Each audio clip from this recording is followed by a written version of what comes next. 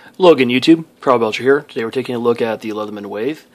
The Leatherman Wave is one of my favorite Leatherman multi-tools. I feel it's a very sweet spot in their line.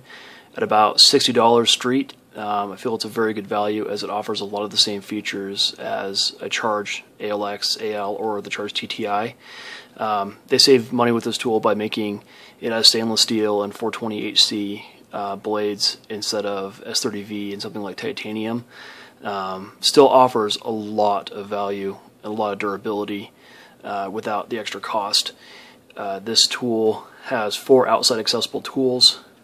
It has on this side a nice drop point blade, the saw that cuts very well.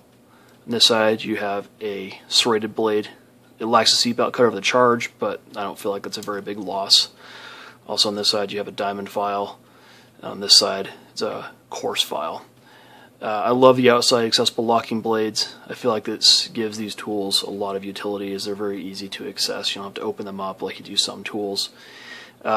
This particular one was carried by me for quite a number of years, at least 3 or 4. This blade still has the edge from the factory, and it's still very sharp. This is a piece of 550 paracord, and you can see it very easily cuts it. I can also still slice paper, though it's starting to show its dullness a little bit, but it's amazing how well this 420HC holds up.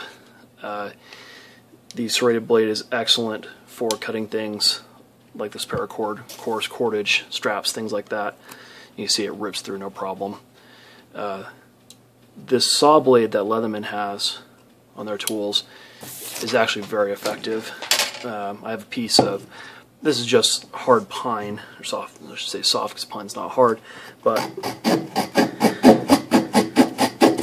you can see it cuts right through it without much issue at all. So definitely a real saw. It's not a joke, and it works well. However, they are a little thin, so you have to be careful not to bend them. When you're cutting, you can see they're kind of flexible. Once we open this tool up, this tool has fairly well-designed pliers. They don't have the crimper that the GTI does, but that doesn't seem to really hinder their ability much. It's a much better wire cutting design than we saw on the Sidekick and the Wingman. As you can see here, I have a clothes hanger, and this tool, put it in the hard wire cutting notch, very easily cuts it one-handed. This tool is very comfortable in hand. It won't pinch you as both sides of the tool don't fall flat together, and this measurement bent over rolled edge here is actually very easy on the hands to bear down on the pliers, so it has no trouble cutting. I would like to see the replaceable wire cutters just so as these wear, they can be replaced. This tool no longer cut paper like I showed you the rebar doing, but when it was new it would have. Take a quick look at the tools. They're identical to the Charge basically. It has a small pair of scissors here. These are tiny scissors, but they're actually pretty functional. They will cut through paracord fairly easily.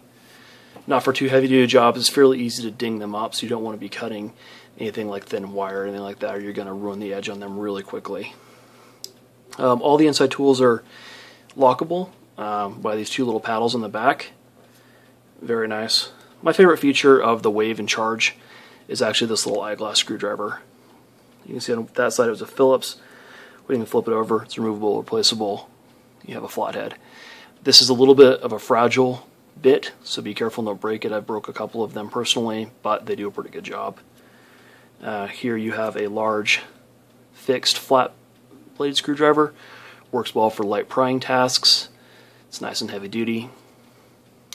On the other side, Leatherman's replaceable flat bit sets. You can see it comes standard with a flat and a Phillips depending on where you buy them. They also come with an assortment of other bits. And this has the same sharp bottle can wire opener stripper that I showed you when I demoed the Sidekick and Wingman. And it gets the job done, but it will pierce bottle tops when you're trying to open them. So not the best tool in the world for bottle tops, but it does pretty good with everything else. Overall, I feel like this is a very good tool. It offers a lot more functionality, and it seems to have a better fit and finish than a lot of other tools. It's a very good price point because the Charge is very expensive, and not having that many more features, it isn't as good a value as the Wave. The Wave is a real sweet spot in the line. I highly recommend it. I've carried this one for a number of years, and you just really can't go wrong. So thanks again. Please subscribe if you like the content. Leave me any questions or comments you may have. Once again, this is Carl Belcher. Thank you for your views.